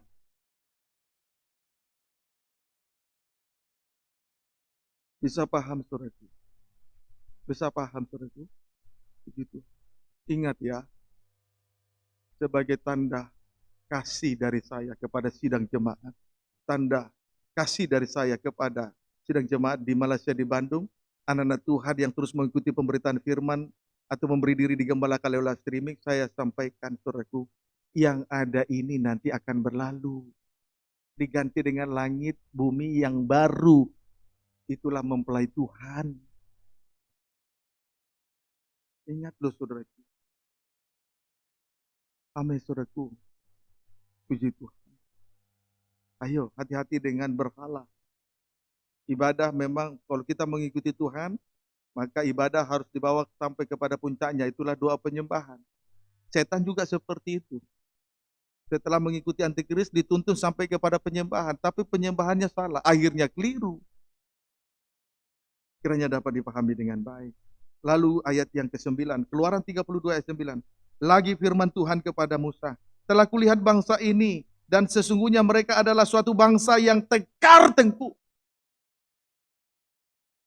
Selain keliru, menjadi satu kehidupan yang tegar tengkuk. Orang kalau mempertahankan kekeliruan, akan menjadi tegar tengkuk. Biar diluruskan, susah orang seperti ini. Tegar tengkuk namanya. Dapat dipahami saudara? Amin saudaraku.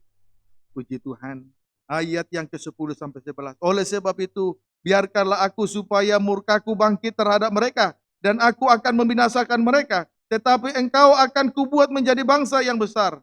Lalu Musa mencoba melunakkan hati Tuhan Allahnya dengan berkata, mengapakah Tuhan murkamu bangkit terhadap umatmu yang telah kau bawa keluar dari tanah Mesir dengan kekuatan yang besar korban Paskah dan dengan tangan yang kuat. Haleluya. Tuhan, Musa adalah seorang hamba Tuhan yang rendah hati. Dia terus melunakkan hati Tuhan. Supaya kemurahan Tuhan dinyatakan dalam setiap perhimpunan ibadah-ibadah kita ini.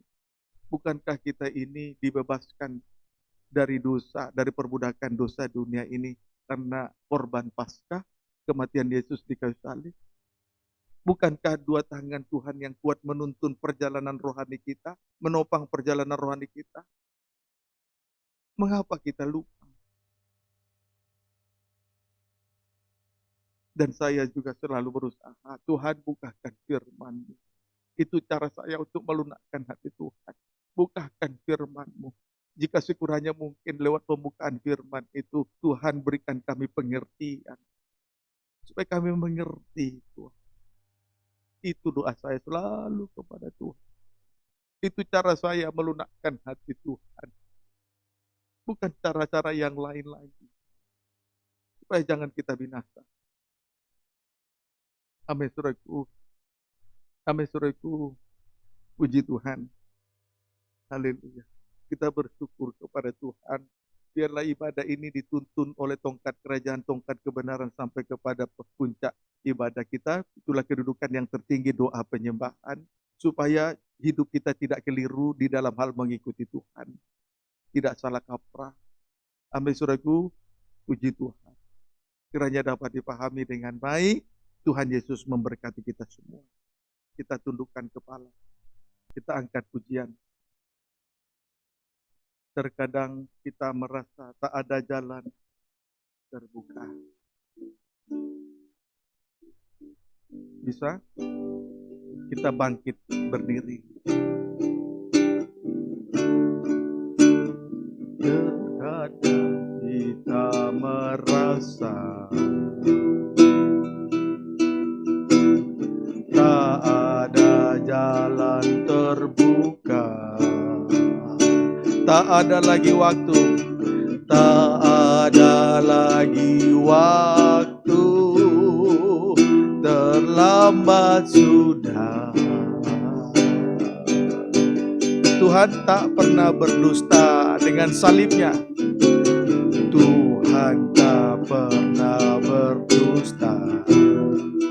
Dia selalu pegang janjinya. Dia selalu pegang janjinya. Ayo perhatikan perjanjian kudus. Bagi orang percaya, mujizat nyata.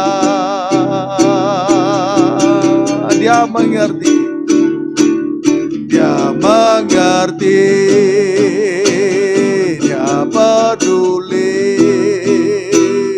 Persoalan yang sedang terjadi, dia mengerti, dia peduli. Persoalan yang kita alami, amin. Namun satu yang meminta agar kita percaya sampai mukjizat menjadi nyata. Tundukkan kepala. Apakah saudara sedang mendengar atau memperhatikan firman Tuhan tadi disampaikan?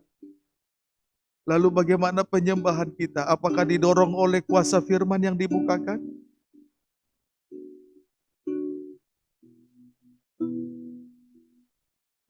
Apakah benar berhala yang membebaskan kita, menuntun kita dari dunia ini? Bukankah Tuhan yang Allah yang maha besar? Kenapa keliru? Karena sudah jatuh dalam penyembahan berhala penyembahan yang salah, penyembahan berhala.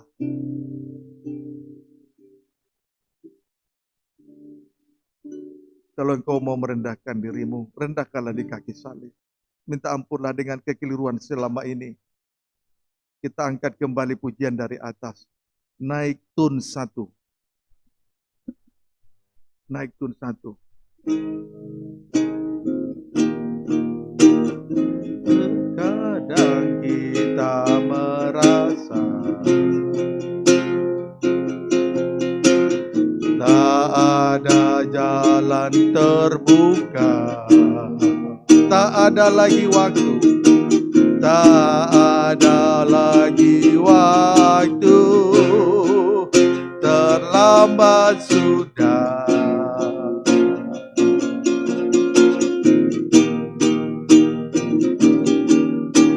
Tuhan tak pernah berdusta. Dia selalu pegang janjinya. Bagi orang percaya, bagi orang percaya, mujizat nyata.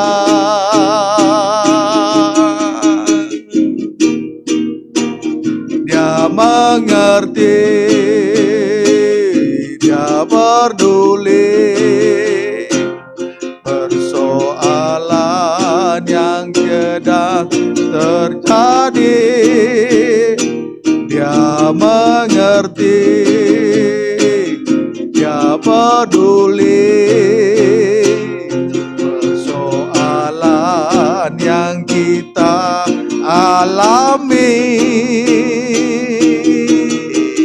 Namun satu yang dia minta, agar kita percaya sampai mukjizat menjadi nyata.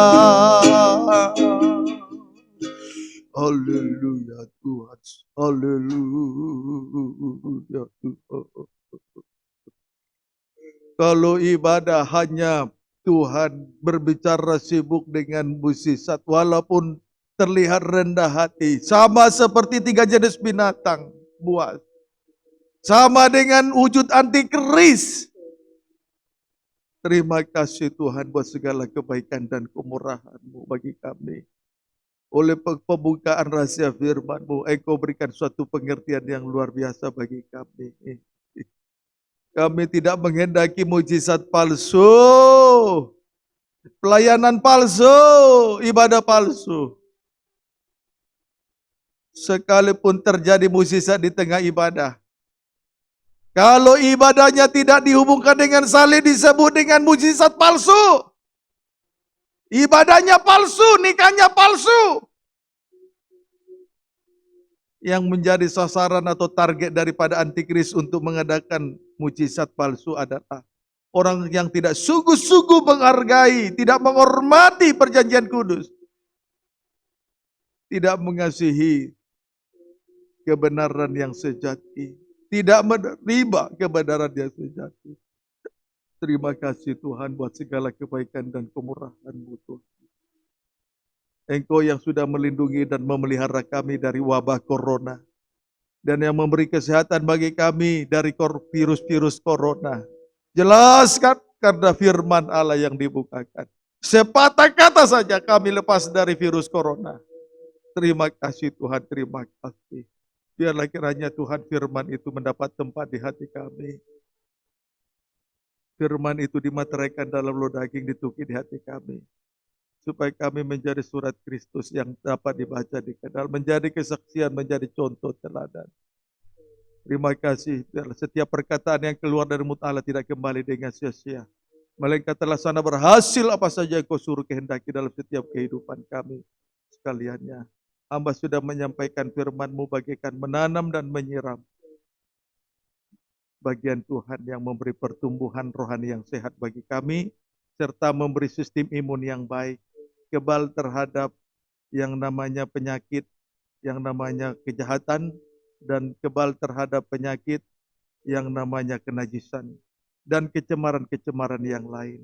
Terima kasih Tuhan buat segala kebaikan dan kemurahan-Mu. Apa yang tidak bisa dilihat oleh mata, Tuhan Engkau nyatakan kepada kami. Sebab itu biarlah mata-Mu ada di hati kami, firman-Mu ada di hati kami, sehingga kami dengan mata rohani, mata hati kami, bisa melihat apa yang tidak bisa dilihat oleh manusia duniawi. Sebetulnya antikris itu sudah ada. Segala pekerjaan-pekerjaannya sudah nampak nyata lewat pembuka rahasia firman Tuhan. Tetapi manusia duniawi tidak akan mengerti, tidak akan dapat melihat geliat-geliat daripada antikris. Terima kasih, kami sangat bersyukur kepada Tuhan. Hamba senantiasa berusaha untuk melunakkan Engkau Tuhan, supaya Kau bukakan terus rahasia firman-Mu. Engkau yang sudah menebus kami lewat korban Paskah kematian-Mu di kayu salib. Engkau yang sudah menuntun perjalanan rohani kami dengan 2 tangan yang kuat. Jangan sampai itu menjadi sia-sia Tuhan. Itulah sebabnya hamba-Mu selalu melunakkan hati Tuhan. untuk supaya Engkau selalu membukakan rahasia firman-Mu bagi kami. Kasihani kami, Tuhan, bangsa kafir ini. Ditandai dengan noda kekafiran ini, Tuhan. Terima kasih Tuhan, terima kasih. Terima kasih. Pekerjaan iblis setan yang mau menyesatkan perjalanan rohani kami, ibadah pelayanan kami, dipatahkan. Dalam nama Yesus, hanya kau iblis dari kehidupan kami.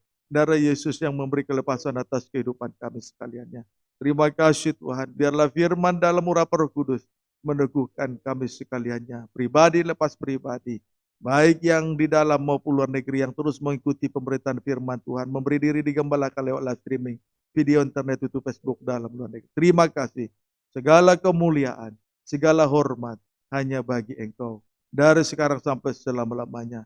Dalam nama Tuhan Yesus Kristus, Kepala Gereja Mempelai Pria Surga, hamba telah alaskan doa ini. Haleluya. Amin. Silahkan duduk, kita jalankan persembahan.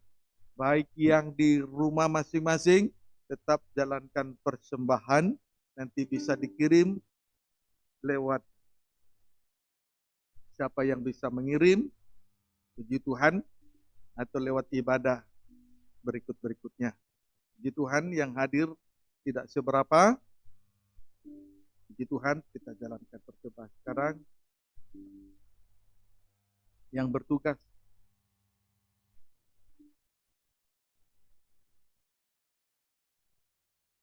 dari terbit matahari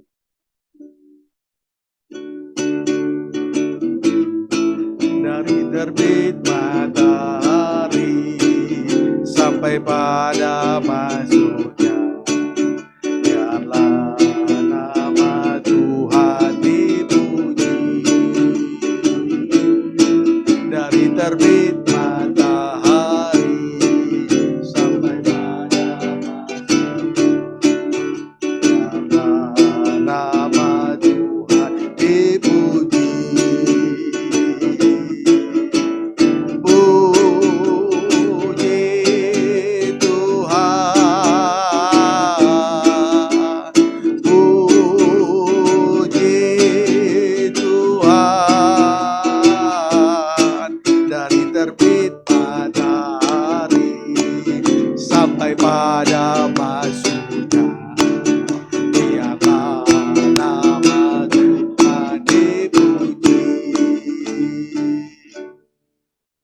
Tuhan, kita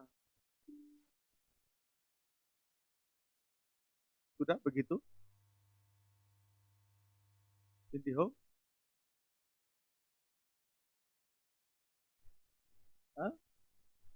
sewa gedung.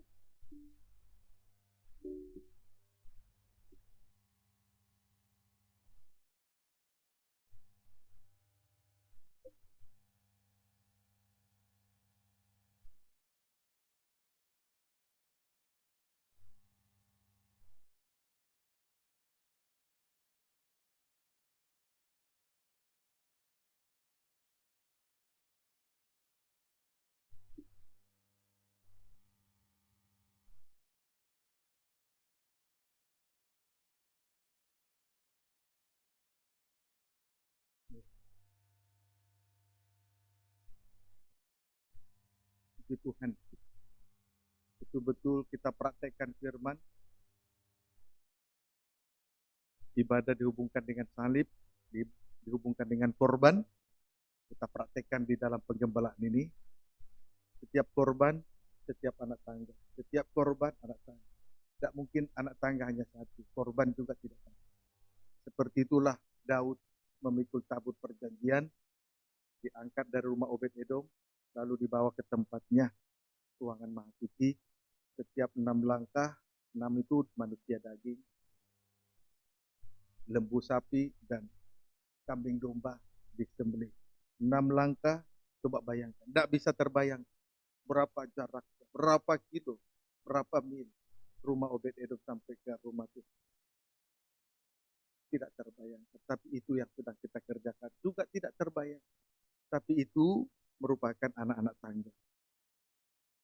Amin, saudaraku. Setiap korban berarti lewati anak tangga terus. Salib Alfa Omega, jembatannya adalah salib. Bumi ke surga, itu yang menjadi jembatan kita. Jadi Anda anak-anak tangga. Kiranya dapat dipahami. Jadi ibadah ini betul-betul dihubungkan dengan salib ya. Amin saudaraku. Puji Tuhan, tidak usah kecil hati melihat bila mana ada di sana begitu. Itu karunia ilahi. Tetapi sepatah kata terjadi kesembuhan itu kalau kita mau terima. Jadi beda karunia ilahi, beda dengan kalau kita mau taat melakukan. Kiranya dapat dipahami. Dan demikian juga saya sebelum pengumuman saya akan membaca para pemirsa anak-anak Tuhan yang terus memberi diri digembalakan. Pertama-tama dari dalam negeri, Sumatera Utara 147 orang, salam puji Tuhan. Jawa Barat 98 orang, salam puji Tuhan. DKI Jakarta 79 orang, salam puji Tuhan. Sulawesi Utara 77 orang, salam puji Tuhan. NTT 65 orang, salam puji Tuhan. Papua Provinsi 61 orang, salam. Jawa Timur 57 orang, salam. Banten 54 orang, salam. Papua Barat 44 orang, salam. Sulawesi Selatan 44 orang. Puji Tuhan. Dan juga masih ada Batam, Riau dan lain sebagainya, Nias. Puji Tuhan, tetapi yang dituliskan di sini hanyalah 10 besar. Puji Tuhan. Kemudian mancanegara, luar negeri, Malaysia 76 orang, salam. Puji Tuhan. Haleluya. Kita terus kembali dengan siaran langsung, bukan lagi siaran ulang. Puji Tuhan, Australia 10 orang. Puji Tuhan, salam. Puji Tuhan. Node Mariana naik Island, naik 5 orang, 7 orang. Salam, puji Tuhan. Suatu negara dengan kepulauan kecil, tapi jiwanya besar. Singapura 6 orang, salam, puji Tuhan. Timor Leste 4 orang, salam, puji Tuhan. Filipina 4 orang, salam, puji Tuhan. Taiwan 3 orang, salam, puji Tuhan. Saudi Arabia 2 orang, salam, puji Tuhan. New Zealand 2 orang, salam. Burundi 1 orang, salam. Kemudian Amerika Serikat 1 orang, turun lagi, salam. Kita akan terus siaran langsung, bukan lagi siaran tunda. Sierra Leone ada negara baru, salam, puji Tuhan 1 orang. Spanyol 1 orang, salam. Puji Tuhan. Nigeria 1 orang, salam. Brunei 1 orang, salam. India 1 orang, salam. Peru 1 orang, salam. Sri Lanka 1 orang, salam. Hong Kong 1 orang, salam. Israel tetap bertahan, puji Tuhan, salam. Now 1 orang. Harusnya 2, saya tidak tahu kemana 1 orang. Salam, puji Tuhan. Inilah ibadah Raya Minggu 10 Januari. Nanti untuk ibadah Raya Minggu 17 Januari yang hari ini akan ditayangkan di minggu yang akan datang. Puji Tuhan, Tuhan Yesus memberkati. Ibadah minggu ini Selasa 2 penyembahan jam 7 malam. Kamis pendalaman Alkitab disertai perjamuan suci jam 7 malam. Sabtu kaum muda, Sabtu jam 7 malam. Dan kembali di tempat ini setengah 5 sore dalam ibadah Raya Minggu. Tuhan Yesus memberkati kita semua. Tuhan memberkati korban-korban saudara. Tuhan membalaskan berlipat-lipat ganda. Puji Tuhan, baik juga sudah jemaat di Malaysia, di Bandung. Puji Tuhan, salam. Anak Tuhan yang terus mengikuti pemberitaan firman. Salam persekutuan. Salam di dalam kasih Kristus. Biar suatu saat nanti mata bertemu mata. Tuhan Yesus memberkati kita. Dari tempat ini kami mengucapkan selamat hari Minggu. Tuhan Yesus memberkati kita sekaliannya. Doa saya dan harapan saya kepada Tuhan, supaya kiranya Tuhan pelihara, Tuhan lindungi kita, bebas dari virus corona, bebas dari COVID-19.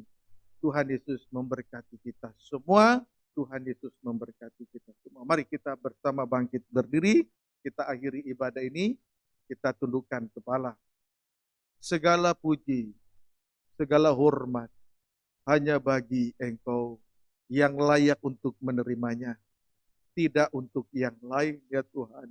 Supaya kami juga jangan keliru Tuhan dalam mengikuti Tuhan. Ketika penyembahan itu sudah salah. Ketika anak-anak Tuhan sudah mulai jatuh dalam penyembahan berhala. Disitulah banyak kekeliruan. Seolah-olah Tuhan tidak sanggup mencukupkan segala sesuatunya.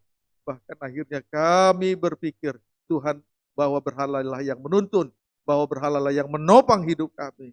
Ternyata itu merupakan satu kekeliruan dari orang-orang yang salah kaprah. Terima kasih buat pembukaan firman yang memberi pengertian yang suci, mulia, dan sempurna. sehingga kami boleh mengerti gerak daripada 3 jenis binatang. Itulah antikris, kombinasi dari 3 jenis binatang buas. Kami sekarang sudah mengerti gerak-gerik, geliat daripada antikris ini Tuhan. Kami sangat bersyukur tentunya kepada Tuhan. Teruskan bukakan rahasia firman-Mu Tuhan. Itulah cara hamba-Mu untuk melunakkan Engkau.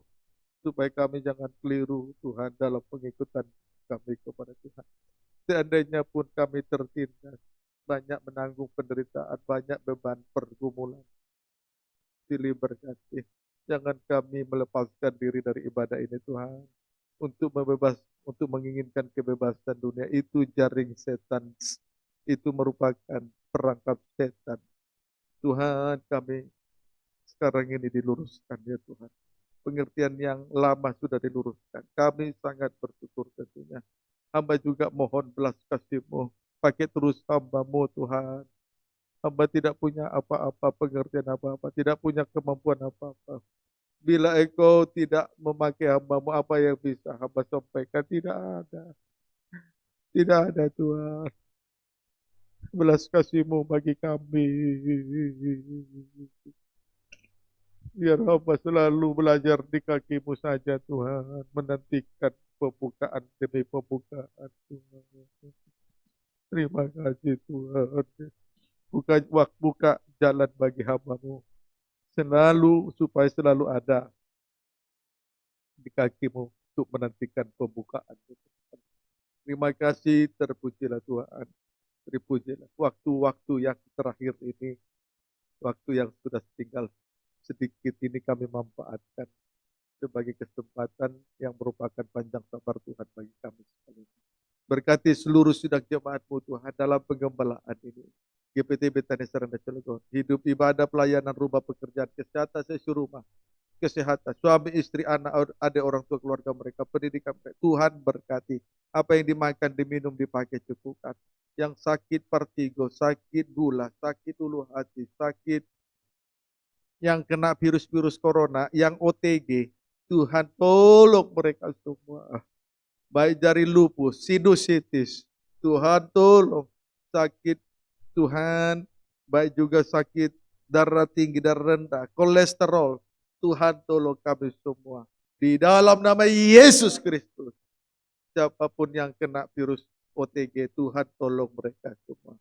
Terima kasih Tuhan, terima kasih. Biarlah darah salib Kristus yang melindungi, memelihara, membela kami. Biarlah ibadah ini terus sampai kepada penyembahan ya Tuhan. Berlindung di bawah naungan-Mu Tuhan, itulah sayap burung nasar. Hanya diberikan kepada perempuan, mempelai perempuan yang sudah memuncak sampai 2 penyembahan. Terima kasih, terpujilah Kau kekal sampai selama-lamanya. Jangan kami mendapatkan keselamatan dengan jalur pemenggalan. Karena kami tiada mungkin kuat bertahan ya Tuhan. Terima kasih buat kemurahan-Mu Tuhan, terima kasih. Tuhan tolong seluruh sidang jemaat-Mu. Tuhan tolong, itulah doa hamba-Mu. Baik yang terus mengikuti lewat live streaming video internet, anak Tuhan dalam luar negeri, Tuhan tolong mereka. Bela kami, pelihara kami dari virus corona 19 ini Tuhan. Terima kasih, terpuji Tuhan. Baik juga anak istri hamba-Mu Tuhan tolong. Apa yang kami minum pakai, segala kebutuhan pastoral Tuhan tolong semuanya. Terima kasih, terpujilah Tuhan. Pakai kami semua untuk membawa jiwa-jiwa untuk supaya jiwa-jiwa itu diperkenalkan kepada pengajaran mempelai yang membawa kami masuk dalam pembentukan tubuh Kristus dari timur sampai ke barat. Ada kesatuan tubuh. Di mana ada bangkai, di situ burung nasar berkerumun. Terima kasih Tuhan, terima kasih. Biarlah sengsara, penderitaan lanjut membawa kami sampai kepada pengalaman kematian. Bangkai yang kami nikmati, kami menikmati sayap burung nasar yang besar. Terima kasih, terpujilah Tuhan.